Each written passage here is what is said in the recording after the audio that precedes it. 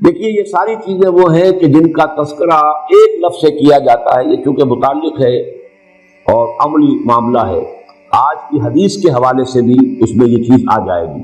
ان کو کہا جاتا ہے آکلٹ سائنسز۔ ایک سائنسز ہیں جو بالکل واضح ہیں، فزکس ہے، کیمسٹری ہے، جیولوجی ہے، فلاں ہے، فلاں ہے، بایولوجی ہے، یہ کھلم کھلا صاف حواس خمسہ کے ذریعے سے ان کا علم حاصل کیا گیا ہے۔ پھر یہ کہ انٹلیکٹ کے ذریعے سے، پاور آف ریزننگ کے ذریعے سے انفرنس ہوتا ہے، نتیجہ نکالا جاتا ہے، پھر ایکسپیریمنٹیشن کے ذریعے سے پھر اس کی ویریفیکیشن ہوتی ہے۔ یہ علم ہے، یہ سائنس ایک آکلٹ سائنس ہے، یہ ہاتھ کی پامسٹری ہے، آکلٹ سائنس شمار ہوتی ہے، یہ سائنس نہیں ہے۔ لیکن یہ کہ یہ ایک طرح سے انہیں کہہ دیا گیا کہ ہاں ان میں بھی کچھ ہے، کوئی حقیقت ہے۔ اسی طرح نجوم، ستارہ شناسی ہے، آپ پیدا کب ہوئے تھے، وہ جو ہے سائنس آف نمبر وغیرہ وغیرہ، ان سب کو ایک لفظ میں جمع کر لیجئے آکلٹ سائنسز۔ دوسری بات یہ جان لیجئے ان میں کچھ نہ کچھ حقیقت ہے، اس لیے کہ اس کائنات کی جو تخلیق ہے جو اللہ نے کی ہے، یہ چیزیں آپس میں بڑی مربوط ہیں۔ آخر کوئی وجہ ہے کہ میرے انگوٹھے کا نشان کچھ اور ہے، آپ کا کچھ اور ہے، تو ایک نہیں، اور پھر یہ کہ بدل بھی جاتے ہیں۔ کیریکٹر کی ٹرانسفارمیشن اگر ہوتی ہے ذرا تو یہ لکیریں بدلتی ہیں، تو یہ کوئی انڈیکس ہے۔ لیکن ان چیزوں کی طرف توجہ کرنے سے محمد الرسول اللہ صلی اللہ علیہ وسلم نے روک، میرے لیے اور آپ کے لیے عملی اعتبار سے حضور کا فرمان۔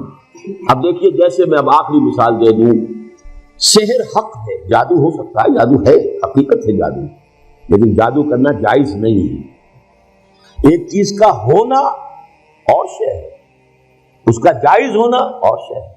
شراب ہے، اس میں سرور ہے، اس میں کوئی تھوڑا سا نفع بھی ہے، قرآن مجید خود کہتا ہے کہ اس میں کوئی اسم کا پہلو بھی ہے، نفع کا پہلو بھی ہے۔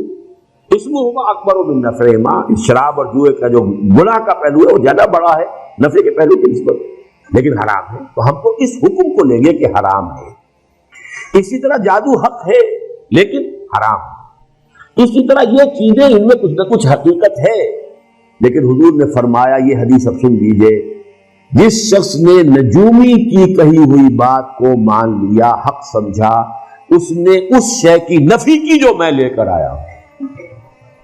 میں لے کر آیا ہوں قرآن، میں لے کر آیا ہوں ہدایت، میں لے کر آیا ہوں وہ احکام جو اللہ نے مجھے دیے ہیں تمہارے لیے، تم ان کے ان کو اپنا امام بناؤ، انہی کو سمجھو، انہی کو دل میں جگہ دو، انہی کو دماغ میں بٹھاؤ، باقی یہ اشیاء جو ہے ان کی طرف توجہ نہ کرو۔ ورنہ ہمیں معلوم ہے قرآن مجید میں ہے، حضرت سلیمان کے ایک وزیر نے وہ کارنامہ کر دیا تھا کہ نہیں، ملکہ سبا کا تخت کہاں سے کہاں پہنچایا، چشم زدن میں، جبکہ عفریت من الجن نے بھی کہا تھا کہ جب تک یہ آج کا آپ کا یہ جو ہے برخاست نہیں ہوتا دربار، اس وقت تک تو میں لا سکتا ہوں، میں وہ ملکہ سبا کا بلقیس کا تخت لے آؤں گا اس سے پہلے کہ آج دربار برخاست ہو۔ لیکن جو ایک صاحب کتاب کا علم کو تھا، تو علم کون سا علم تھا، وہ علم قرآن کا حدیث کا تو نہیں، کوئی اور علم تھا، لیکن اس نے کیا کیا، من قبل ان یرتد الیک،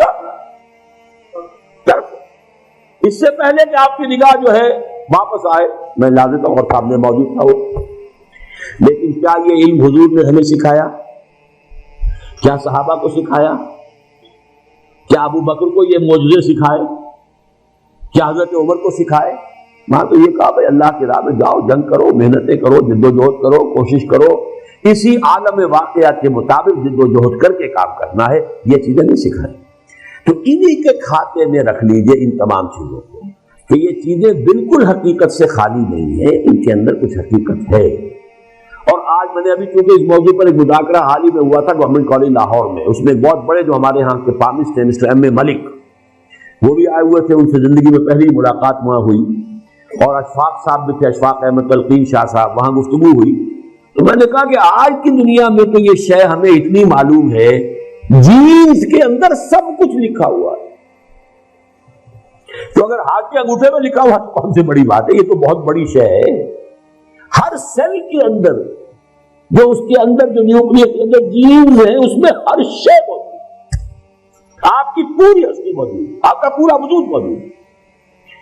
تو بہت ہی چھوٹی سی شے میں ہے، یہ انگوٹھا ہو یا ہاتھ کا یہ پورا، یہ تو بہت کچھ ہو سکتا ہے، لیکن ہمیں محمد رسول اللہ نے ان چیزوں کی طرف ترغیب نہیں دلائی. ہمیں رکھا ہے کتاب اللہ پڑھو اور سمجھو، میری سنت پر عمل کرو، اور جو دنیا میں جو مادی وسائل و ذرائع ہیں ان کو تسخیر کرو، انہیں استعمال کرو، توکل اللہ پر رکھتے ہوئے بھرپور. اعدوا لہم ما استطعتم، یہ نہیں کہ بیٹھ کر تم اپنی وہ تپسیاں کر کے روحانی قوت اتنی تیار کر لو کہ بس ایک تھوک مارو اور پوری کا پورا لشکر کفار ختم ہو جائے. That was not the way of محمد صلی اللہ علیہ وسلم. ورنہ وہ پھونک مارنے کی طاقت سب سے بڑھ کر تو حضور میں ہونی چاہیے تھی، لیکن نہیں. آپ کے بھی دندان مبارک شہید ہوئے ہیں، آپ کے بھی انتہائی محبوب چچا، خالہ زاد بھائی چچا اور دودھ شریک بھائی اور ساتھ میں کھیلے ہوئے ہمجولی اسد اللہ و اسد رسول ہی وہ شہید ہوئے ہیں اور ان کی لاش آپ کی نگاہوں کے سامنے آئی.